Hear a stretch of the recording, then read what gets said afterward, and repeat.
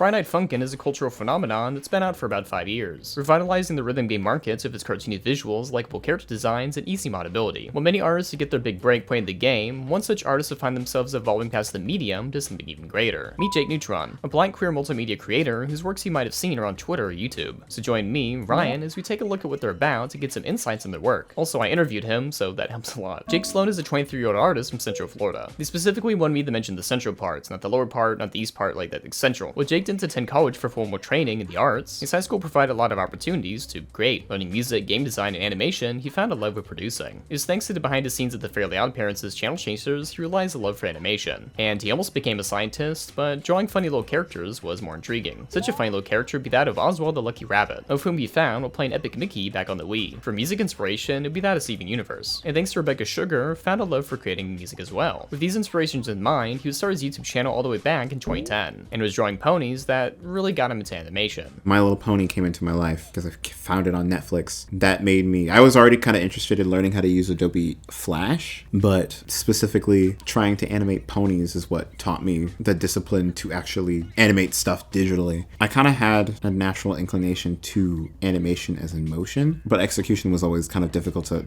really wrap my head around. But I had met some people who had advice, and once I got past a basic tutorial on Adobe Flash, I just kind of ran with it. I feel like I lingered on My Little Pony stuff for a while. That was just me doing a bunch of random shit posts, animations, even remixes, etc., just because I was just really into My Little Pony and the brony fandom, but I was also a kid. It was a baby.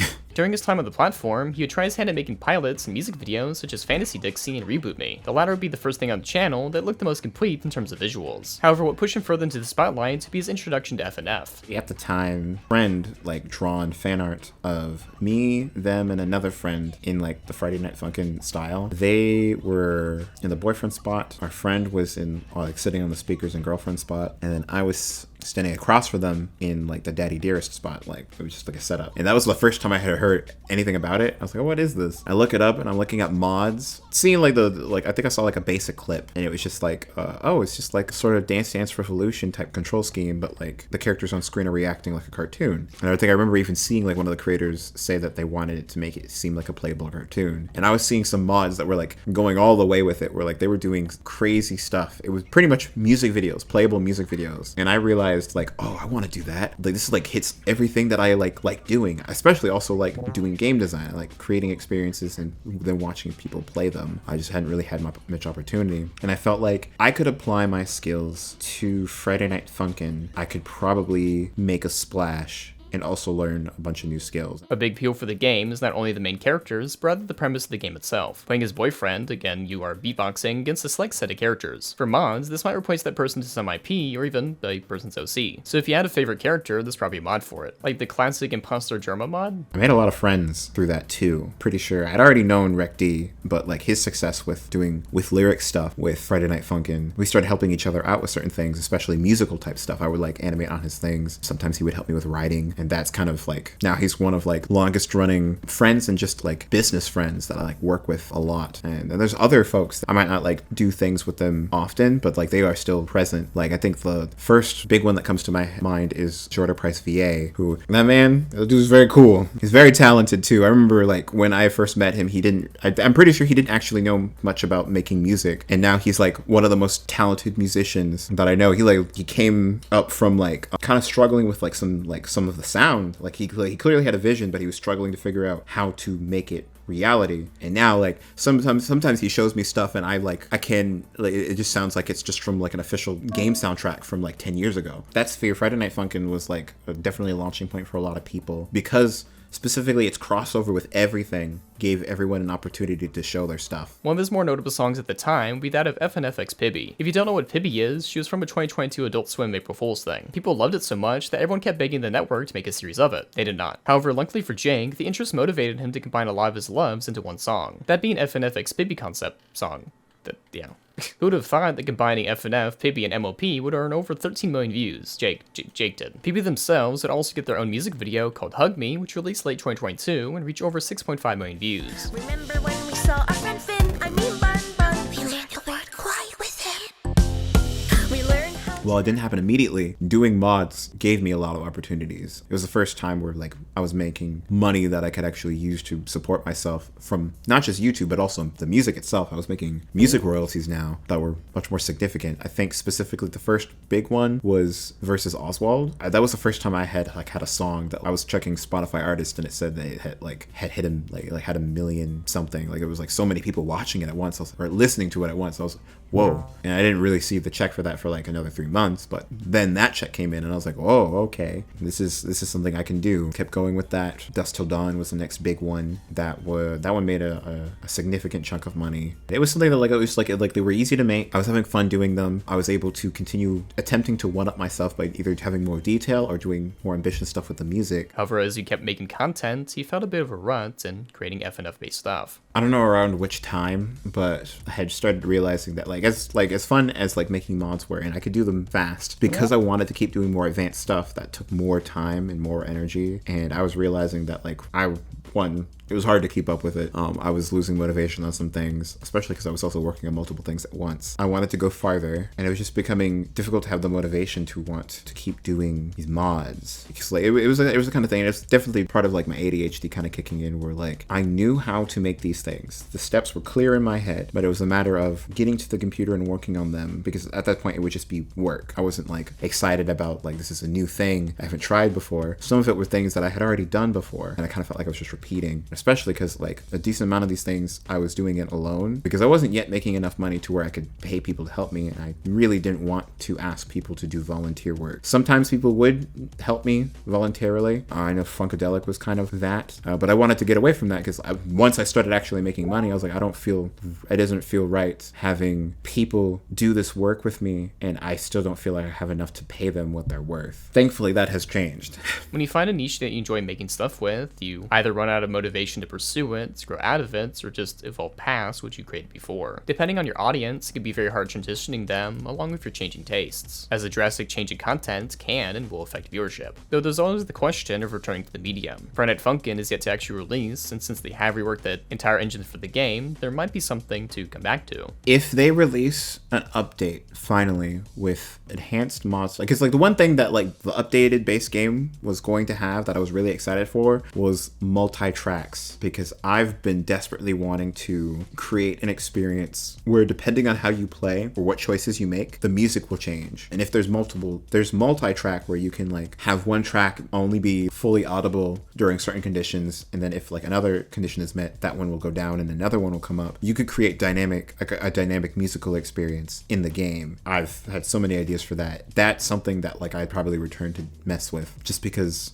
if I'm coming back to Friday Night Funkin', I want to do something new. Sometimes a project might fare better in the creator's eyes if they work outside the original medium they pitched it in. Such a song would be that of Make Believe, which was based on the former TV show The Owl House. Don't worry, King, these guys can take it. In the shell or hibernating. But sure, let's take a breather. Hope you're a good story reader.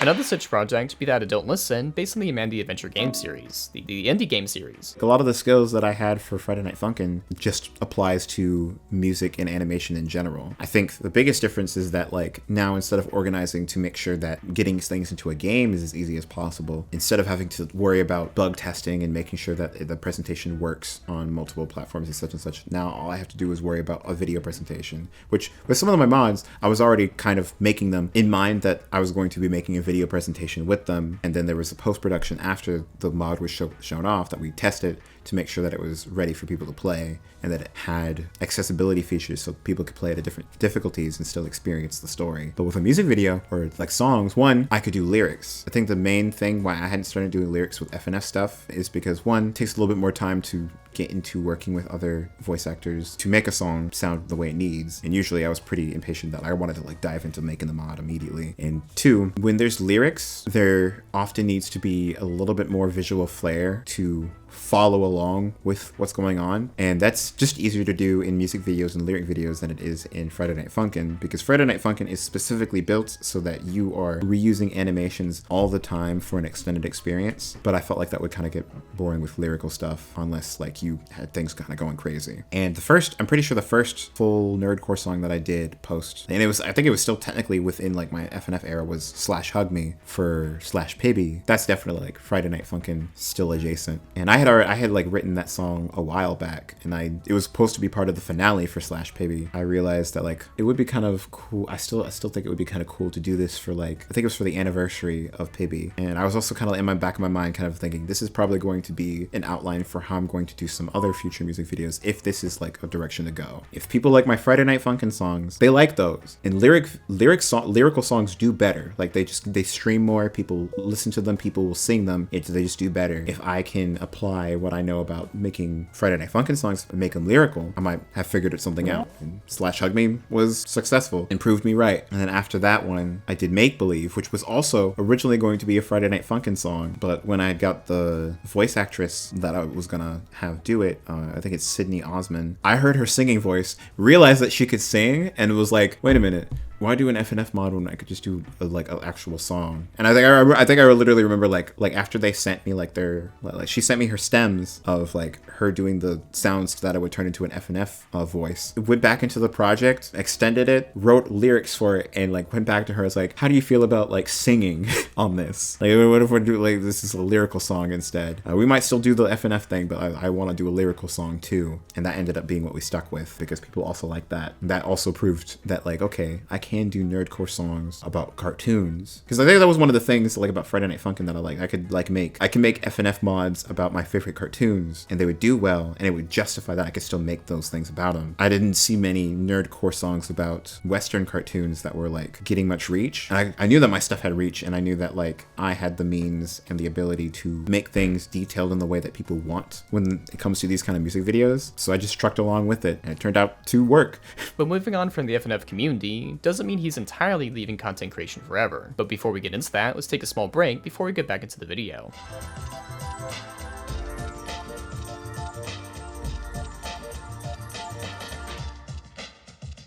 As an interesting aside, I actually met Jake all the way back in 2022 in MomoCon, and we've been friends ever since. Also this year in 2024, we're both attending as featured guests again. So if you're there, we'll be around somewhere, just lurking and smirking, just doing stuff, you know, just hanging out. Oh wait, we're talking about moving on. Sorry, I just had to promote stuff for a second. Just like my second channel where I don't interview people and it's just me talking more. Anyway, with Jake's work on FNF, he found a love in leading a team. Either for making general animations or music videos, organizing a team to create something was something he really enjoyed doing. And with that, he created his animation team called Team Neutron. Team Neutron was created around when Make Believe came into existence. I think our first project was actually a Friday Night Funkin'. It was a Friday Night Funkin' mod showcase event type thing. I was already forming it and I wanted to test people. Team Neutron was formed basically because I was realizing I'm making these really ambitious projects and I'm making money from them. I should probably be putting that money back into it because I've been working alone mostly on this stuff and stressing myself the hell out. Like I would be like doing all-nighters to get these things out as soon as possible because even though they didn't have deadlines, I felt like if I stopped working on them and I was the only person working on them, they would just never get out. Like I knew myself and I know my ADHD that if I like stop working on something for too long and there's nobody else really involved in like the production or like the interest like of that, it will just fall to the wayside. So I was like, I need to hire a team so that not only am I getting help and I can relax a little bit because I was extremely stressed out, that there are also other people who are depending on me to get this finished so that like their work can also be shown. And I also felt like it would be a great opportunity for anyone I was working with because I already recognized that I had a platform. If I can give these artists something that help them practice their skills, sometimes even teaching them, and they get paid and they get to be on a YouTube channel that has any form of reach, that it would just be win-win all over. And I could like, I kind of want to set a precedent that like bolstering each other financially and socially in the animation scene is what we should be doing. If I'm making money, making the things that I want, I should try using and spreading that power to other people around me who are willing to also put in that same kind of effort. Part of getting out of a rut is trying something new and larger scale than you did before, such as me going from live action to this cartoon thing, this avatar thing, way better than PNG sliding across the screen. Yeah. What's interesting about this collaborative group is that in the online indie space, it is something that has more consistent outputs and actually makes its money back. Jake and I have had long discussions about making animations of creative vision while also making ends meet. As much as we love for animation to pay the bills on YouTube alone, you have to do a lot more than just draw. That's why a lot of what I talk about with artists off camera is how to market themselves and better promote their own works. And so for Jake's projects, he has to make sure what he's making can yield a return and can fully sustain his own business. And I made videos before about expensive animation, so go check them out after this video. But this video is about Jake. We need to ask him what motivates him to keep going. Oh wait, no, I already did, and here's the clip. I feel like I've definitely fallen more into cause I have to kind of mindset that like, not only is it that this is a very specific opportunity that I don't want to waste, but also there's now people who depend on me. There's things that depend on me. There are futures that depend on that I keep on keeping on and I keep on following through. And I can make quite a lot of positive impact just by continuing to be me and to create and to encourage other people to create. And I guess that to me, just like all that feels like a good enough reason to keep going. Making things like media and such has always been like my life. I think I've been saying like this dark thought for a while that like if I couldn't like make stuff, like if I was unable to make art or music, etc.,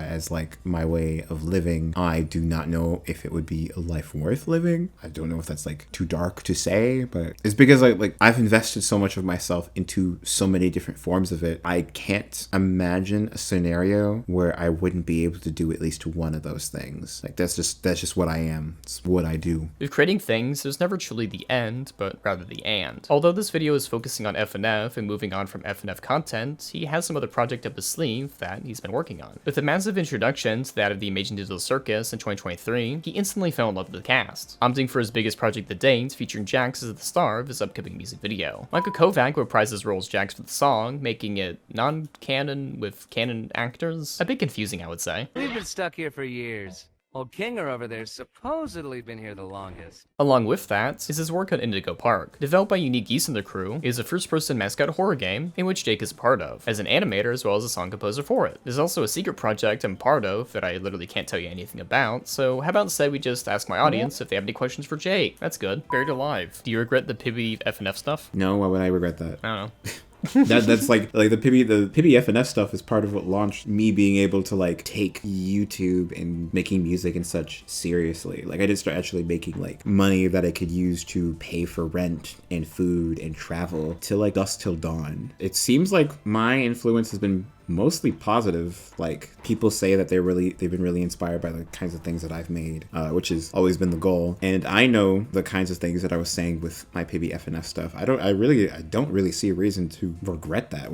I don't really understand. Revamped Roses. They're making their own show. I want to know how he learned to compose music so well. I don't think I started getting good at, or I didn't start getting confident in the music that I was making till I started remixing Steven Universe songs. Because to remix Steven Universe songs, the way that I would usually go about remixing would be that I would like try to find some way to separate the acapella from the instrumental, and then I try recreating the instrumental and then putting my own flair on it, which meant that I had to learn how to deconstruct songs and separate them into parts and figure out where the notes went and what about it sounded cool. Reconstructing songs was how I learned a lot of those practices, and it kind of just played in with a lot of the other kinds of stuff that I like doing. I liked storytelling, and musical storytelling is some of my favorite stuff, so I just took a lot of what I would want to see, what I would like to hear in music, and put that in. I guess like it was a mix of studying my favorite songs and practicing, I guess. That one guy, how are you able to make rigged animation so lively? One of the most fun rules that I feel works a lot when making rigged animation lively is to go off model as often as you can. Like it's great to keep them like looking like themselves, but I feel like the most boring kind of rigged animation is the kind of animation that like they don't put in the work to detail where different body parts are going to be, especially the face. I feel like the face is the thing that needs to like be able to move and change the most on the body. Obviously there's other aspects of it, having an understanding of arcs and making the character bouncy and having some circular motion and putting in like details of like characters moving. Any extra parts like their ears or like hair or something should probably be following behind, a little lagged. Honestly,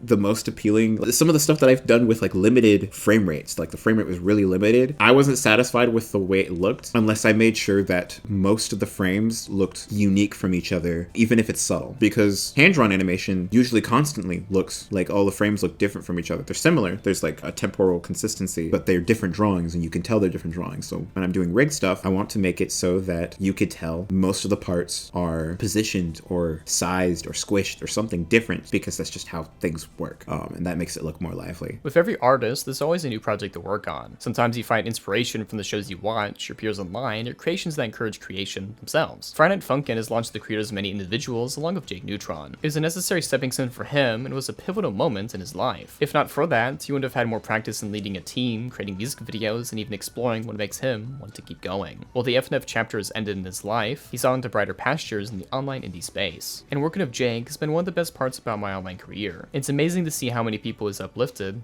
along the way. Sometimes you have to create your opportunities, because there's a lot of people, sometimes some new creators, some old creators, who they're waiting for their break, they're waiting for something to come along, they're waiting for something to give them permission to move forward with an idea or a passion or something. But honestly, we live in an age where if you want to do something, you probably can do it. There are going to be tons of obstacles, and it's going to be easier for some people than it is others, but genuinely make your own opportunities. It's like, say if you're a voice actor, one great way to start getting more opportunities as a voice actor is to maybe start like just doing your own silly videos, like do dubs especially, yeah, because that can show off your skill in terms of comedy. If you garner a reputation from that because people like your voice, people are also going to seek out your voice and create more opportunities for you. That's one obvious one. If you're an animator or an illustrator, you're making fan art and you're making stuff, if you make things people want, that generates opportunities. So just create your opportunities. Take advantage of the fact that we live in an age where anybody can make anything and you can post it online and anybody can see it. That time that I got to do music for the third season of Amphibious trailer, that was because, I mean, Matt Braley had already knew of me, but I had made a